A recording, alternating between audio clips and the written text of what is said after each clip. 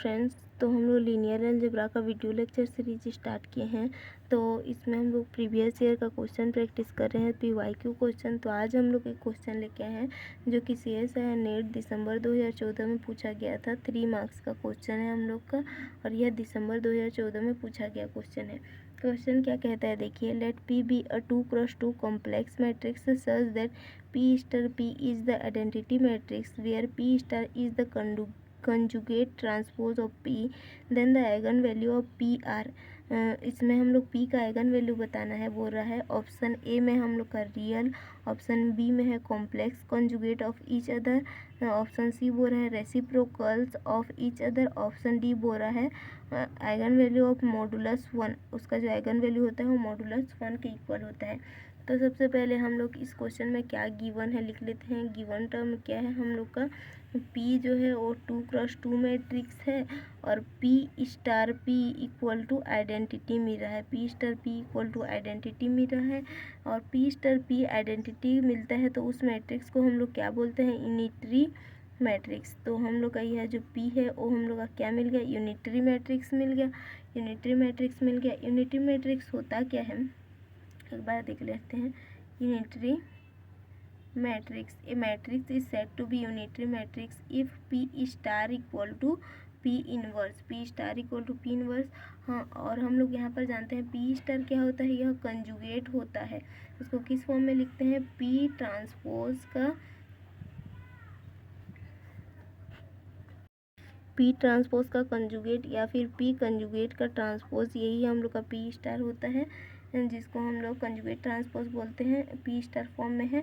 वहाँ पर हम लोग यहाँ पर अगर यूनिटरी मैट्रिक्स है तो P star equal to P to the power -1 यानी कि P इनवर्स मिले, या फिर P star P equal to identity मिले, तो यही हम लोग का यूनिटरी मैट्रिक्स होता है। We know that. अब हम लोग एक रिजल्ट का यूज करेंगे। जब हम लोग इस मैट्रिक्स को यूनिटरी मैट्रिक्स बता ही चुके हैं, तो यूनिटरी मैट्रिक्स का एक रिजल्ट यूज करने में क्या ही दिक्कत है।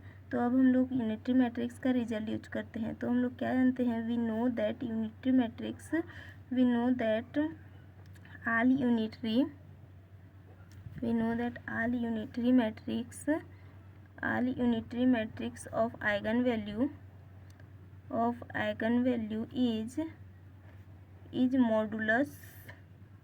Modulus of unity. जो यूनिटरी मैट्रिक्स होते हैं उनका जो आइगन वैल्यू होता है वो उसकी यूनिटी का मॉडुलस होता है। दैट मीन्स कि 1 का मॉडुलस होगा हम लोग का। तो यहाँ पर हम लोग का क्वेश्चन तो यूनिटरी मैट्रिक्स के फॉर्मेट में ही दिया था, हम लोगों ने उसको यूनिटरी मैट्रिक्स बता ही दिया। तो अब हम लोग का इसका आइगन वैल्यू क्या होगा, मॉडुलस ऑफ 1 होगा। तो ऑप्शन नंबर 1 हम लोग का राइट आंसर हो जाएगा। ऑप्शन नंबर 1 हम लोग का राइट आंसर हो जाएगा। अब हम लोग ऑप्शन बी, सी और डी को कैसे डिस्कार्ड कर कैंसिल करेंगे उसका काउंटर एग्जांपल देते हैं। तो ऑप्शन ए को मैं डिस्कार्ड करने के लिए काउंटर एग्जांपल दूंगी।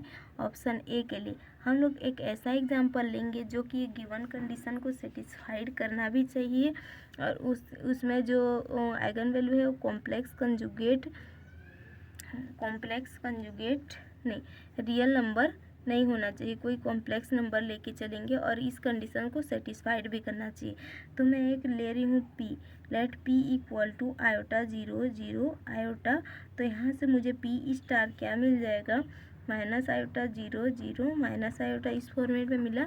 अब मैं यहाँ से P star P equal to निकालूंगी तो 1 0 0 1 मिलेगा, क्योंकि आयोटा स्क्वायर, क्योंकि हम लोग का आयोटा स्क्वायर इक्वल टू -1 होता है, तो minus iota square equal to 1, यह वैल्यू तो हम लोग को मिल ही जाएगा। तो यहाँ से हम लोग का यह P star P equal to identity matrix बन गया। आइडेंटिटी मैट्रिक्स बना। अब उसके बाद यह तो इस कंडीशन को सेटिस्फाइड कर रहा है, P हम लोग का यूनिटरी मैट्रिक्स है, लेकिन यहाँ पर जो हम लोग आइगन वैल्यू ले रहे हैं वो तो कॉम्प्लेक्स नंबर है।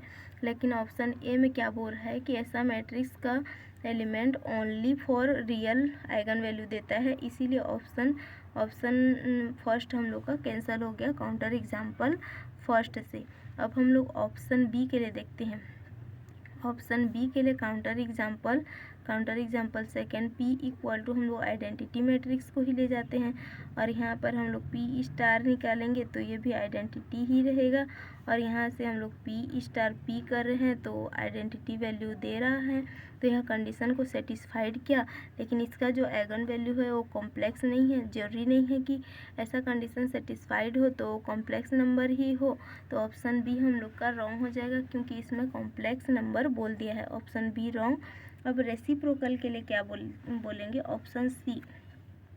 जो काउंटर एग्जाम्पल हम लोगों ने 1 में लिया है, ऑप्शन सी के लिए काउंटर एग्जाम्पल 1 ही हो जाएगा। ऑप्शन सी के लिए काउंटर एग्जाम्पल 1, काउंटर एग्जाम्पल 1 को देखिए, यहाँ पर आयोटा और आयोटा है, जबकि दोनों आयोटा एक दूसरे के रेसिप्रोकल नहीं है। दोनों हम लोग का आइगन वैल्यू आयोटा आयोटा है और आयोटा एक दूसरे के रेसिप्रोकल नहीं है। तो इसी तरह ऑप्शन सी भी हम लोग का रॉन्ग हो गया। तो इस क्वेश्चन का आंसर ऑप्शन डी हो गया। तो इसी तरह से लीनियर अलजेब्रा का यह क्वेश्चन हमने सॉल्व कर लिया। आगे भी इसी तरह का क्वेश्चन लेके आएंगे और सॉल्व करते रहेंगे। तो इस तरह का वीडियो देखने के लिए हमारे साथ जुड़े रहिए। So thank you so much.